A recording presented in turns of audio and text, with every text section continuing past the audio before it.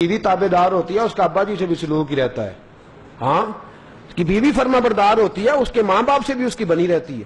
اور جس کی بیوی تابعدار ہوتی ہے اس کا بہن بھائیوں سے بھی جھگڑا نہیں ہوتا. اور میں ذمہ داری سے بات کر رہا ہوں, ذمہ داری سے سینکڑوں بزرگوں کی باتوں کا ایک نچوڑ عرض کر رہا ہوں.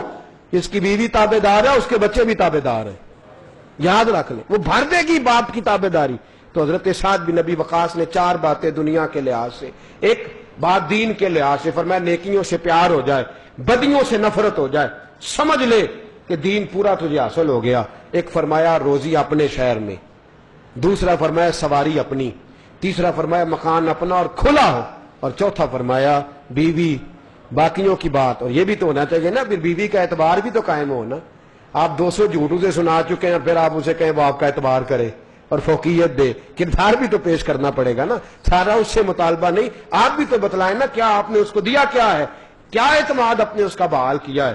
حضرت سعد بن نبی وقاص صحابہ کے درمیان اختلاف ہو رہا تھا, مسائل بنے ہوئے تھے, ایک کونے میں جا کے بیٹھ گئے, کسی عہدے کا بھی مطالبہ نہیں کیا.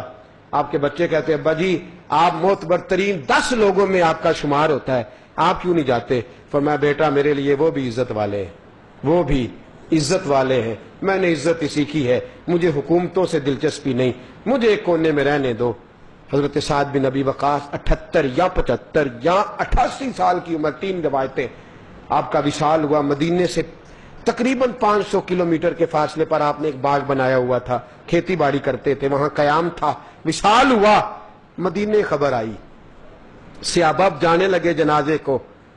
میرے مصطفیٰ کریم کے گھر سے ایک آواز گونجی, یہ آواز کس کی ہے؟ سیدہ ام سلمہ ام المومنین کی, حضرت سیدہ عائشہ صدیقہ کی.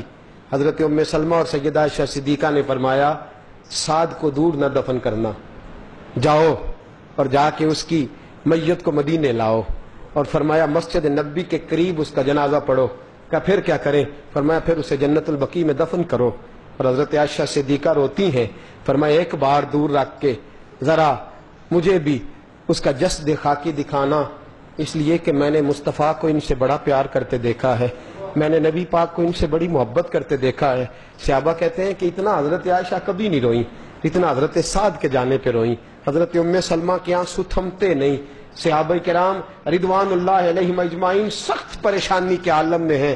حضرت سعد کا جنازہ اٹھا تو مسجد نبوی کے دائیں بائیں مجمع ہے صحابہ کا. پھر سیدہ ام سلمہ نے حکم دیا, فرمایا دور نہ دفنایا جائے, جنت البقیع میں دفنانا, اس لیے کہ باقی کے محبوب بھی یہی ہیں, صبح قیامت یہ اٹھیں گے تو یہیں سے اٹھیں گے. میرے دوستو حضرت سعد بن نبی وقاص کو خراج تحسین پیش کرنا, اس لیے کہ انہوں نے آج تو آپس میں لڑ لڑ کے مسلمانوں کا حال کوئی نہیں نا, انہوں نے کفر سے لڑائیاں کر کے اسلام کو طاقتیں دی. یہ جو آج بادشاہ بنے بیٹھے ہیں لوگ اور آج امیر بنے بیٹھے ہیں, یہ تو بیچارے بنی بنائی پہ بیٹھے ہیں, اصل تو اسلام کے قلعے ان لوگوں نے بنائے تھے. انہوں نے کردار پیش کر کے خون دے کر کے اس چمن میں رنگ بھرے تھے, اور جس کی روشنی اور خوشبو سے آج معاشرہ معطر ہے. اللہ کرے کہ حضرت سعد بن نبی وقاص کا نقش قدم ہمیں بھی نصیب ہو جائے, ہمیشہ مدحت خیر الانام میں گزرے.